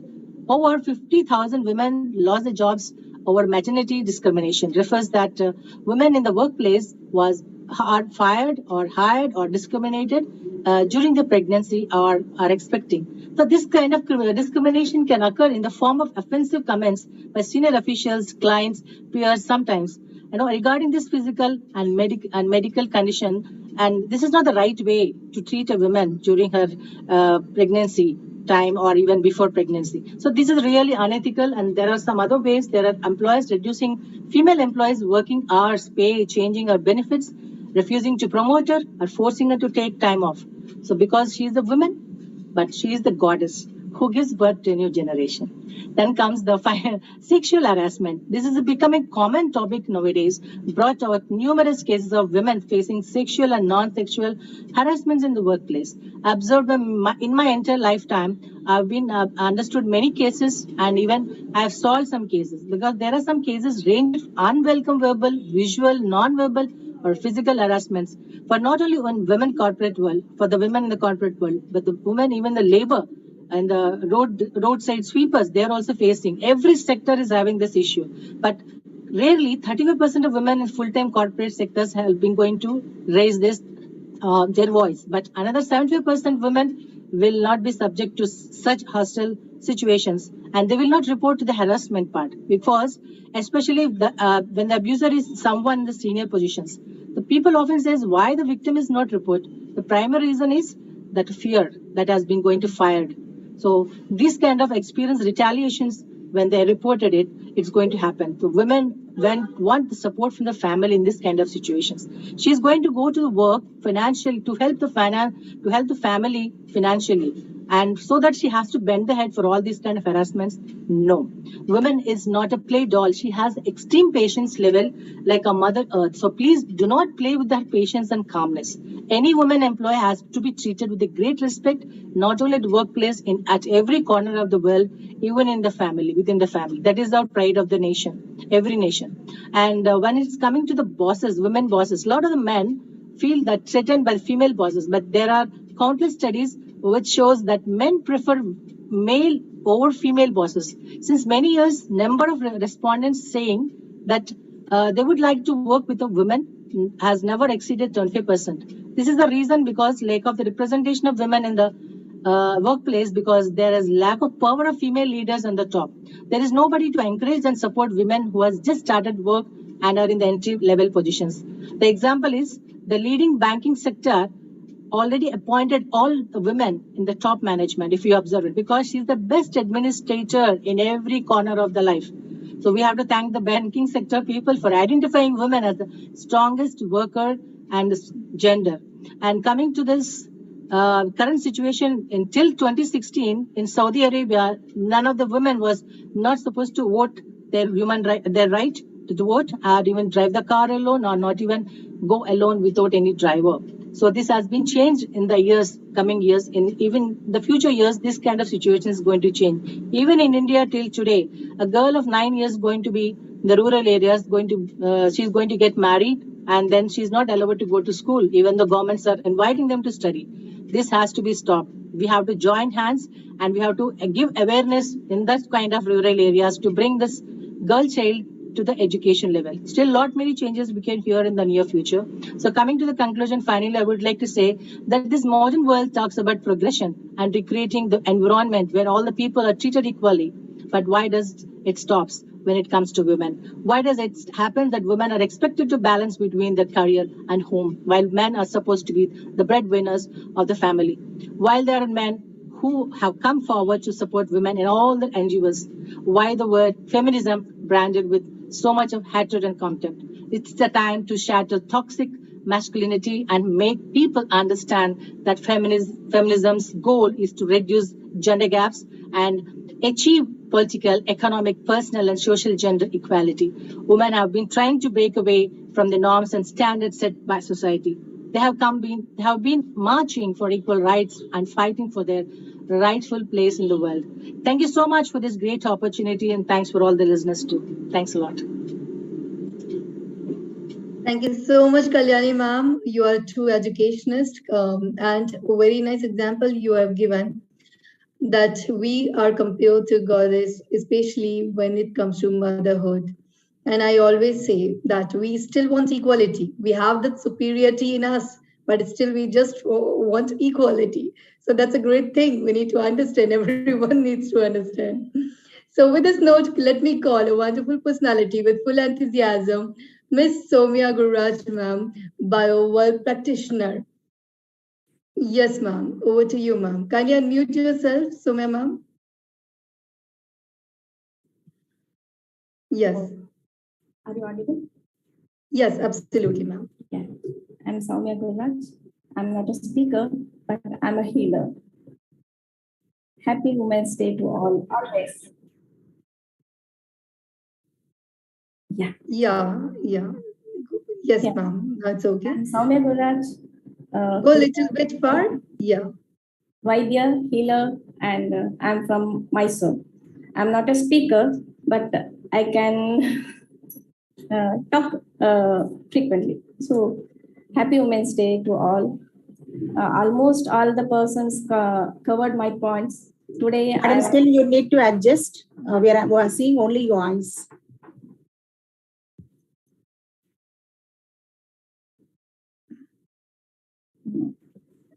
No, ma'am. It's okay, ma'am. It comes a little bit. Yeah. No, ma'am. It's not visible. Yeah. Okay, ma'am. All right. Okay. First and foremost, I thank the Life Foundation and C8 TV. Today's topic: women's management in workplace. Women's are everywhere, so it's not only one place. We are in family, we are in workplace. Only two things we have to adopt in our lifestyle. NT and TP. NT is no tension at any time and think positive always. If we are in tension, we can't replace anyone, pin also. If we are in pause and think positive always. So if we are in positive way, we can climb anywhere, we can rock anywhere. So always working women or any women's follow this NT and TP. So almost all the problems solved in your workplace or in your family also. Because we are backbone of our family. Thank you. Thank you so much, ma'am. Very nicely you have explained. Now let me call our dynamic personality with full of grace and positivity. Professor Rosaline Khan, ma'am, author, TEDx speaker, and TV show host. We are so fortunate to have you, ma'am. Over to you, respected ma'am. Oh my gosh, it's truly an honor to be with you all today. I want to thank Dr. Vijay Caroline for making this possible, and it's truly an honor to be with all these legendary people today. I'd like to go ahead and begin by simply taking out just 1 minute to think of our people in Ukraine, because when one person is injured in the world, it is if all of our sorrows are with them. If we could please just take out a moment and reflection for the people in that land.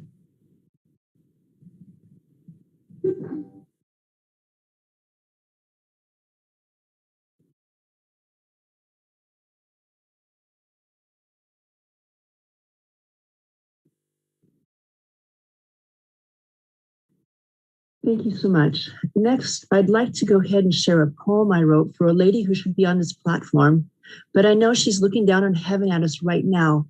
Her name is Dr. Sharon Shroud, and she was a world legendary hero. And here is the poem that I wrote yesterday morning for her and made a pledge. It said, she was an inspiration to the world. She was a beacon of hope for many. She was revered around the world. She never forgot a face. She called me by my name on our last encounter, and I will treasure that forever. Her spirit is sending a kaleidoscope of rays throughout the world.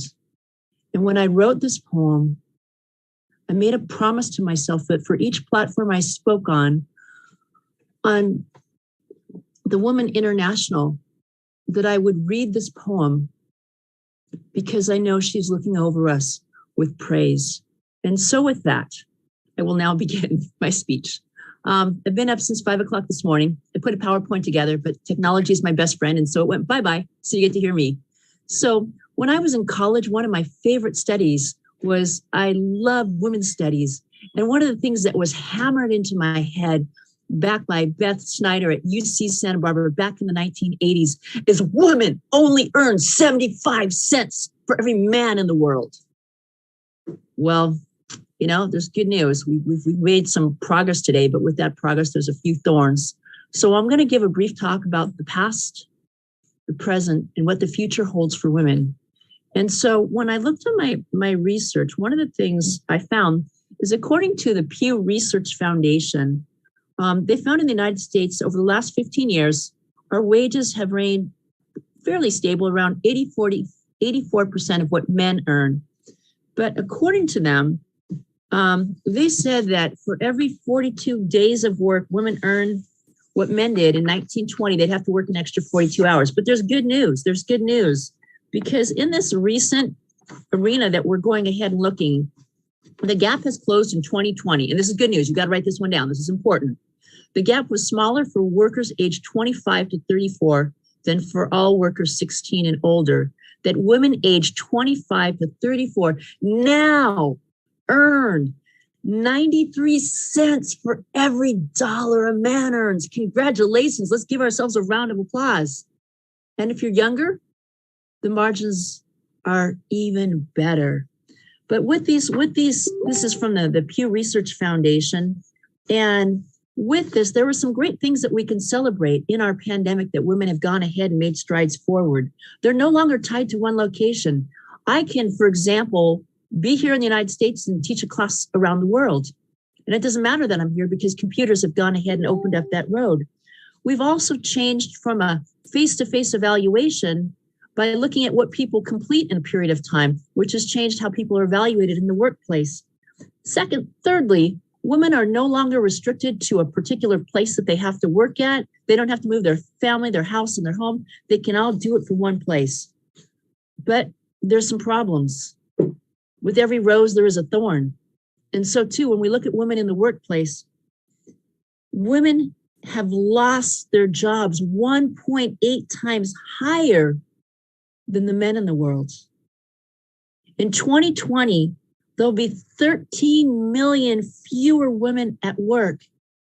And even worse than that, men's employment began to pick up in the year 2019. Tell me what's wrong with that one. I'd really like to know. But as we look forward to the future, there are hopes. It's not all dim. Research found that 68.5% of the 3,200 women surveyed said they'd actually rather be back in the workplace the way it was before the pandemic. And so we look at the seesaw of the good news and the bad news. But there's also good news from a webpage that I looked at that's called Upswing Jobs. And they found that 40% of the number of career opportunities were given to women in the last year. And here's what we need to do to help women in the future. There are some things that all of us can do, that all of us can look to move forward with. And number one, we must create hybrid work opportunities where women can thrive, where they can have their house, their home, their family, and they can have a balanced life. We also need to find ways that we can increase the world of technology So yes, I got a new 2011 computer. Somewhere on it, it has a PowerPoint presentation. But when I went on to the PowerPoint presentation, I went to save it and share it with a friend. It's gone. So, you know, here's example. But I love the 2011 computer because I can talk to it and it makes life so much easier. So with that technology, there's pluses and there's minuses, but we must work to find ways that we can leverage technology through activism and the right tools to get people to become entrepreneurs so they're not stuck to that 9-to-5 job. In addition to that, we really need to work for that work-life balance. Yes, I might have got up at 4 o'clock in the morning to make preparations for this, but I began by drinking my water. I began by doing my yoga meditation, and I began by taking out some time for me. And in our world today, those are some of the most important things we need to do, is take time to honor ourselves, to do what we need to do for our own. And so when we look at what's happening with employers in the future world, we must find a balance that workers not only work from their home, but they can be compensated for their off time. I teach in the community colleges, and I'm happy to say here in California, they gave me a stipend for the time and the hours that I spent at home, working at home, because in the old days, I used to stand up in a classroom and teach. I now stand up in a classroom and teach, but I spend several hours uploading the information on the computer. You know, there's one place that I drive, it's half the day to get to that location just so I can get health insurance. And although we save time on traveling and spending time with our loved ones, we must create increased opportunities to get women in entrepreneurial paths, to get flexible working hours. And other challenges that COVID has brought to us is we all have more work. I can say for myself, I remember in the old days where I used to actually spend time cooking.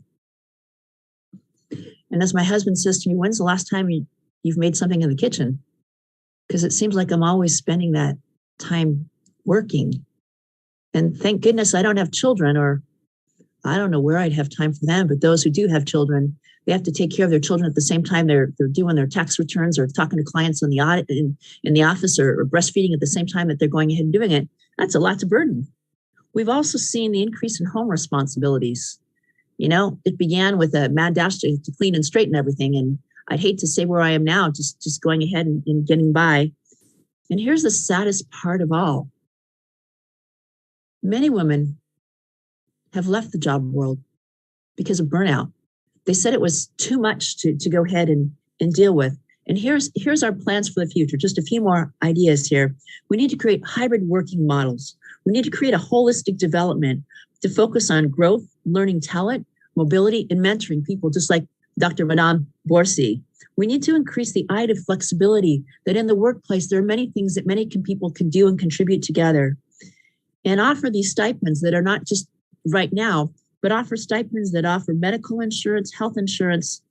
And there's one other ray of hope.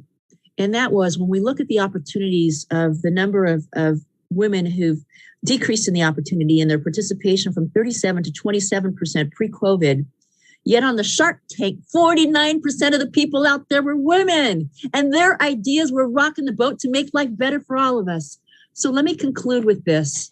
Today, I've told you what my life was back in the 1980s. I've told you where we are here today, and I've told you some visions of hope for the future.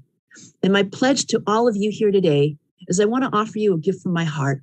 I'm an author of a book. It's called Random Acts of Kindness Are Changing the World. And if you go to my webpage, which is just my name, RosalindKahn.com, anybody who watches this anywhere around the world can receive a free copy of that book, because I want to make women's life better. And if we can all reduce our stress, that's what we can do. Dr. Caroline, Dr. Raja Rao, Dr. Prince Pagadapalli, and all the women on this platform, it is my deepest gratitude that I've been given this opportunity to share what has happened with women in the workplace. Thank you so much from the bottom of my heart. Thank you. What an incredible insights, ma'am, with the powerful thoughts. I really don't want you to stop listening to you the way you speak, and I'll surely go through that website. So it's literally means no words like to express the way you speak, the way you express speechless. So thank you so much. We are literally fortunate to have you. Now, I would like to call an enthusiastic, generous, influential personality with refreshing perspective, Honorable Professor Dr. Vijay Caroline Ma'am, Chairman of the Life Foundation, Managing Director of CATV.net, for the word of thanks, women justice, like women at the workplace from the Life Foundation. Over to you, respected ma'am. Kindly enlighten us. Yeah, thank you very much, dear. You have done your work. It's a commendable and appreciable. It's a great honor that you are with us and taking the program in an extraordinary way and giving a lot of brightness, a jubilant environment. Thank you very much for being here, dear. Thank you. Good evening, good morning, good afternoon, all my dear eminent speakers, dignitaries, and enthusiastic influencer speakers, authors, educators, counselors. We have women from every field. Thank you very much for being here. I'm Dr. Vijay Caroline, Chairman of the Life Foundation. We have successfully completed 5 days and today we have completed the 6th day program in an extraordinary way. Every day it is taking up different shape. One with a lot of discussion, the other going like a river, other is like a sea. So different shapes is taking and waterfalls. So various, the water has taken up in different shapes. In that way our program is going on. Today our program is Women in Workplace. Workplace. We always take workplace means where we are working. So the working place we consider, and there is discrimination. There is discrimination regarding the gender, discrimination regarding the color, discrimination regarding the religion, discrimination regarding caste, discrimination various discrimination, as we said, that even transgenders are facing problem. But I consider we take up as a woman from domestic to organization. So in domestic area, even in the house, we are facing the discrimination. So there is a lot of disparity at home. So we need to address those issues because especially during pandemic, women faced a lot of disparity and also discrimination regarding their work, their attitude, everything. The husbands found fault with the wife, and many women made a call to me that they are suffering a lot at home. So this has to be addressed. So the discrimination or oppression at home, the domestic place, it has to be addressed. So we counsel the women to be bold, brave, at our level, be supported. So we educated and we are in the modern world. We are in the 21st century. We are using high technology and we know how to lead life peacefully, happily, joyfully. But it is only one side of the coin. If you look at the other side of the coin, many women are oppressed. They are suffering a lot at every area. So we know the wages variation. Women are paid less compared to men when they work hard. You know that women work hard more than men, but still they never considered women work as great work and equal to man. So there is various aspects. If you observe, there is a lot of discrimination. This has to be addressed. So all the eminent speakers who spoke, they have given us good insight, views. Today I don't want to talk much because many speakers, they're waiting for long. They're spending that valuable time here. Really, I appreciate all the eminent speakers who gathered here. My only request is just let not let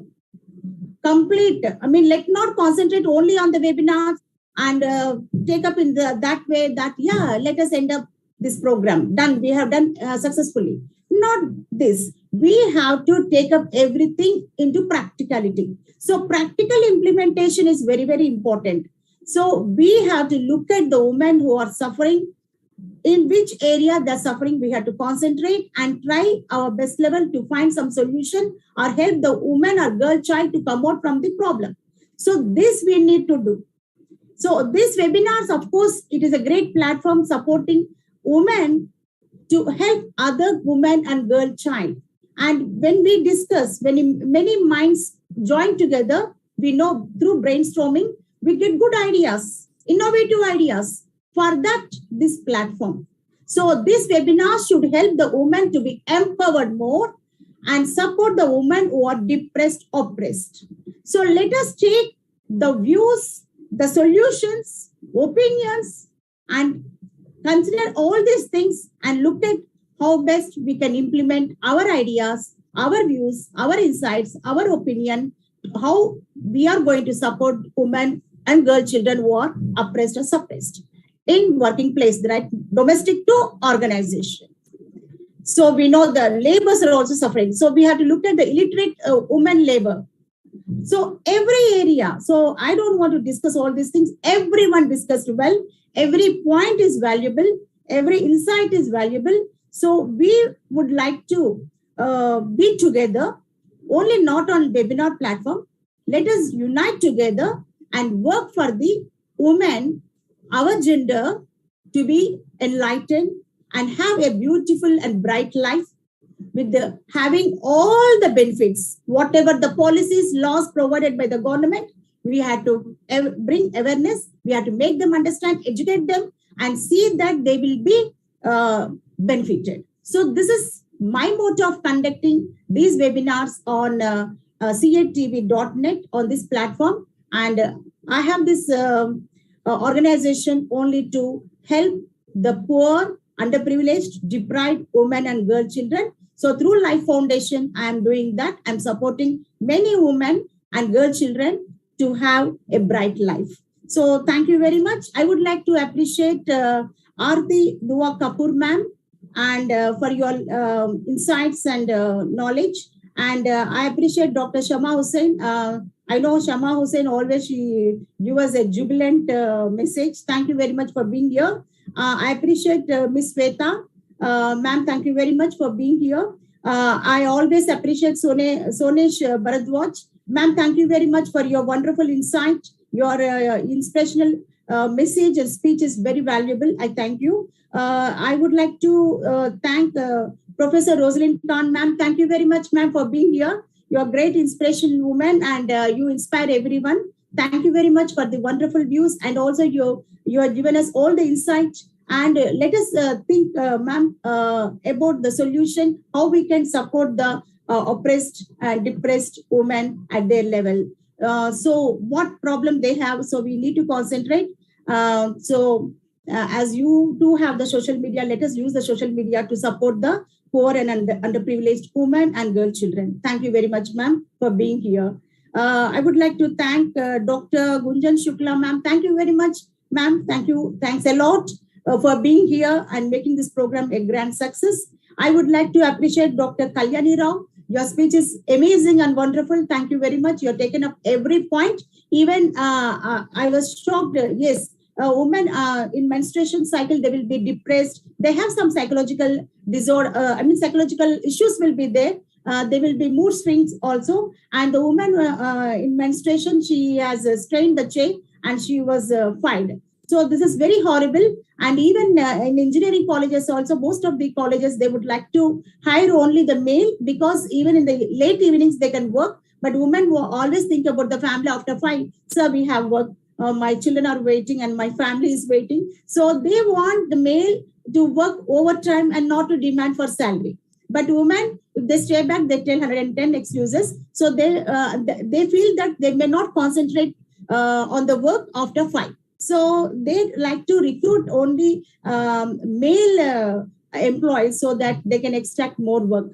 Only few engineering colleges giving opportunity to work in their organization, the female gender, because they feel that they are hardworking, sincere, and decision makers and intellectuals. So I appreciate those engineering college, and I always appreciate my engineering college because 80% strength is female, only 20% male. So during meeting, we find male people sitting at one corner, and all the auditorium is filled with the female. So every inspection team appreciate our management that you are giving good importance to female. So really I appreciate that. We always see all the women, powerful women, dynamic women gathered there. So such organizations are very less. A lot of gender discrimination is there. Thank you very much. Alka Mahajan ma'am, your sizzling and dynamic message is great. Thank you very much for your insight. I appreciate Miss Soumya Muriraj ma'am. Thank you ma'am for being here. Thank you very much for your insight, opinion and views, and the message you carried is excellent. I appreciate Miss Anita Raju ma'am. Thank you very much for being here ma'am. Once again, I have seen you. It's a great time to see you. Thank you. I would like to appreciate Dr. Seema Negi ma'am. Always she is vibrant and jubilant. She has carried very good information, and she has given us good insight. I appreciate the most dear and the beautiful Madhavi Boards ma'am. Thank you very much for staying back, though you are in a hurry. Thank you, and making this program a grand success. I appreciate all the women, empowered women, dynamic women to be here and making our program a grand success. And let us join together and work for the oppressed and depressed women and girl children. Thank you very much for being here. Thank you. Thank you so much, ma'am. Thank you so much. You are a real true inspiration, and we are just learning from you all. So great dignitaries, you all are the personality of distinct vision and a fountainhead of illuminating ideas, an idol of knowledge and experience and inspiration to all of us. Accept my endless gratitude. Feeling extremely gratified, I truly appreciate the remarkable opportunity and appreciation to Dr. Rajarao Pagripalli sir, Caroline ma'am, and God bless you, Prince. And I would like to express my profound gratitude to our dignitaries, our team, and attendees. Thanks million, everyone, for joining us today for the super enriching, inspiring session. A great evening ahead. Keep empowering, keep encouraging, and do remember, self-awareness is probably the most important thing towards being a champion.